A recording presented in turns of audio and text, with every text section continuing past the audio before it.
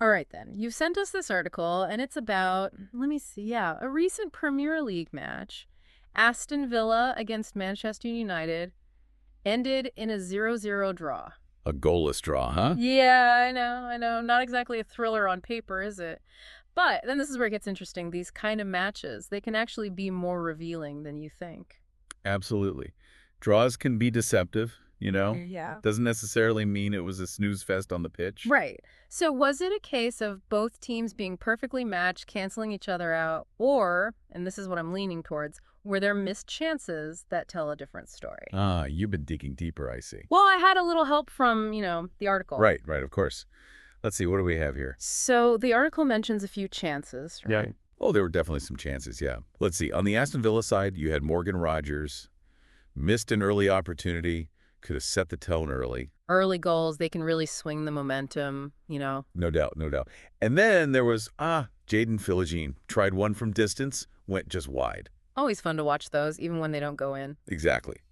But the one that really stands out, real heartbreaker for Villa fans, was Philogene again, stoppage time. Chance to win it. Oh, I remember reading about this one. So close. It was agonizingly close. If that goes in, Aston Villa are celebrating. We're talking about a whole different ballgame. Talk about fine margins. And it wasn't like Manchester United were just sitting back the whole game either. Not at all. They have their opportunities too. Bruno Fernandes, free kick, hit the crossbar, could have gone in. Free kicks, always a threat.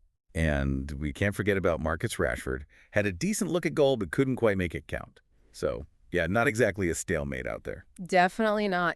Something that jumped out at me from the article, it says this was Aston Villa's first goalless draw at home, get this, in over 2 years. 2 years. Wow, that is something. Right. Considering their recent form, you'd think they'd be banging in goals left and right at home. They've built a reputation, haven't they? Especially under Emery.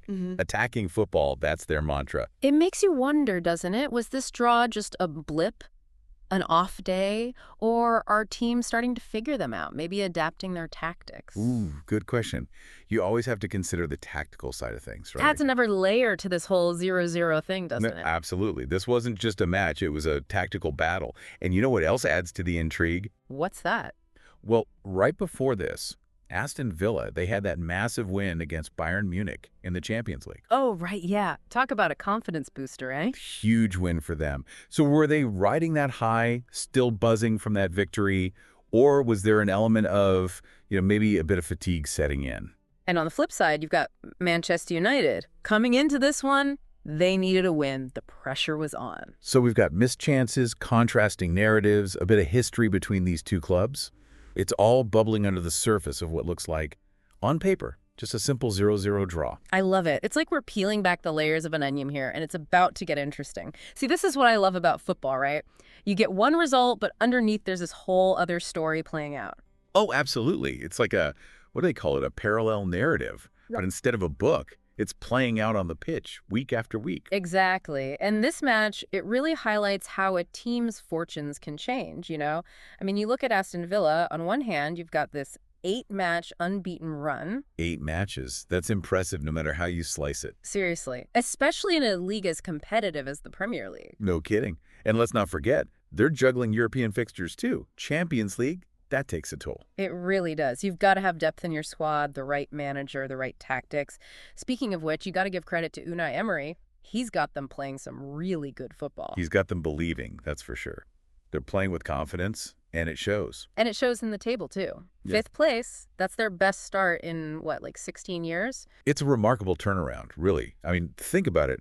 Not too long ago, they were battling relegation.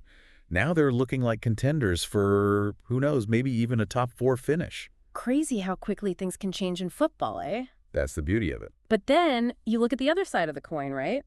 Manchester United, a team with so much history, so much expectation, and the article paints a very different picture. Yeah, night and day, really. 8 points from 7 matches. Ouch. That's, historically speaking, their worst start to a Premier League season ever. Wow, you don't hear that very often, especially about a club like Manchester United. And to make matters worse, they haven't scored a goal in the league in their last 3 matches. See, that's the thing that gets me. It's one thing to be in a bit of a rough patch, but for a team like Manchester United with the attacking players they have, to be shut out 3 games in a row, that's... unthinkable almost. You got Rashford, Fernandez, Sancho.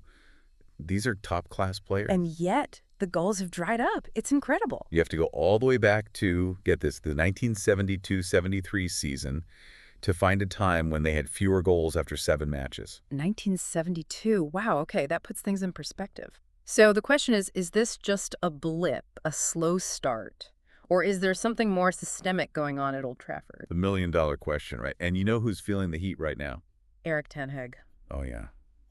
The manager's seat is already getting warm, and we're not even a quarter of the way through the season. The article even mentions whether he'll be given enough time to turn things around. Yeah, I mean, we all know how ruthless the Premier League can be, especially for managers at the big clubs. No margin for error.